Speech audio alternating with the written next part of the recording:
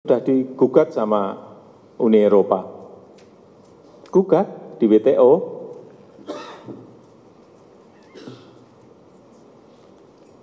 Kalau defisit transaksi berjalan, defisit neraca perdagangan kita sudah beres, siapapun gugat kita hadapi. Tapi ini juga kita hadapi, ngapain kita takut?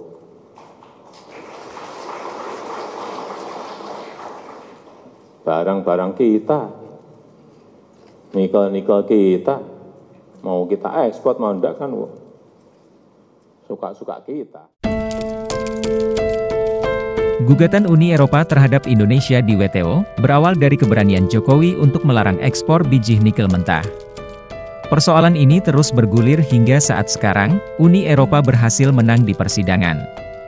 Tapi tahukah kalian jika apa yang sedang dilakukan Presiden Jokowi adalah perjuangan yang sesungguhnya di era modern? Maksud Jokowi sendiri sudah kita ketahui bersama, yang pada intinya adalah, agar hasil kekayaan bumi Indonesia dapat dikelola sendiri untuk kesejahteraan bangsa. Dengan mengekspor bahan mentah biji nikel, itu tidak ubahnya seperti membiarkan penjajahan era modern di negara kita. Hanya saja tidak dengan kekerasan dan dilakukan sedikit sembunyi-sembunyi dari pantauan rakyat secara luas. Biji nikel di era sekarang sudah menjadi primadona utama dalam pengembangan energi ramah lingkungan. Bahkan bahan bakar fosil sudah mulai tidak diminati negara-negara maju. Tentu ini adalah sesuatu yang menggembirakan, mengingat negara kita merupakan negara dengan cadangan nikel terbesar di dunia. Para pakar ilmu ekonomi memprediksi bahwa dengan nikel saja, seharusnya Indonesia sudah dapat mensejahterakan seluruh masyarakatnya jika dikelola dengan bijak. Bisa kita ambil contoh negara yang mengelola SDA dengan bijak sehingga memakmurkan rakyatnya, adalah negara Qatar dan Brunei Darussalam dengan minyak bumi dan gas alamnya. Juga ada contoh negara yang tidak bijak mengelola SDA-nya seperti negara Nauru dengan fosfatnya. Tentu dengan contoh-contoh negara tersebut kita bisa ambil kesimpulan bahwa SDA dapat memakmurkan suatu negara. Dan kita harus sepakat bahwa nikel adalah masa depan Indonesia. Terlebih faktanya, nikel adalah primadona di masa depan. Indonesia beberapa kali kalah dalam persidangan melawan gugatan beberapa negara Eropa. Namun Indonesia terus mengajukan banding tidak nyerah begitu saja, dan kita harusnya memang tidak punya kata menyerah untuk memperjuangkan hak-hak kita. Kami meyakini Indonesia akan menang pada akhirnya, karena yang kita perjuangkan adalah milik kita sendiri, bukan milik para negara penggugat.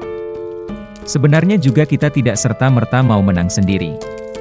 Kita hanya ingin pengolahan bahan mentah biji nikel dilakukan di dalam negara kita sendiri, bahkan mengizinkan investor asing untuk mengelolanya.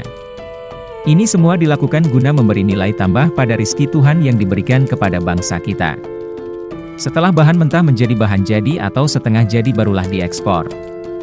Ini juga bukan berarti kita melarang olahan nikel kita dinikmati bangsa Eropa, walaupun jika itu dilakukan, masih sah-sah saja karena nikel tersebut memang sejatinya milik kita. Banyak dari kita belum menyadari bahwa pertunjukan perlawanan Jokowi terhadap Eropa lebih dari sekedar skema perpolitikan. Jika saja kita semua mengerti apa yang dilakukannya, niscaya kita tidak akan tega melihatnya berjuang sendiri. Berpuluh-puluh tahun kita mengekspor biji nikel dengan harga murah, tapi para pemimpin terdahulu seakan tidak bernyali. Lebih parahnya mereka membantu penjajah era modern itu untuk mengeluarkan emas masa depan kita tanpa melakukan perlawanan. Namun, si kurus satu ini sekarang tidak akan tinggal diam. Darah pejuang sejati Indonesia masih kental mengalir dalam dirinya. Jangan biarkan dia berjuang sendiri, karena dia sedang berjuang mati-matian untuk membela hak-hak kita. Hak-hak dan harga diri bangsa Indonesia. Salam hormat kami untuk Bapak Presiden Jokowi. Semangat terus Pak Presiden, kami sebagai rakyat siap membantu Bapak melawan penjajahan di era sekarang.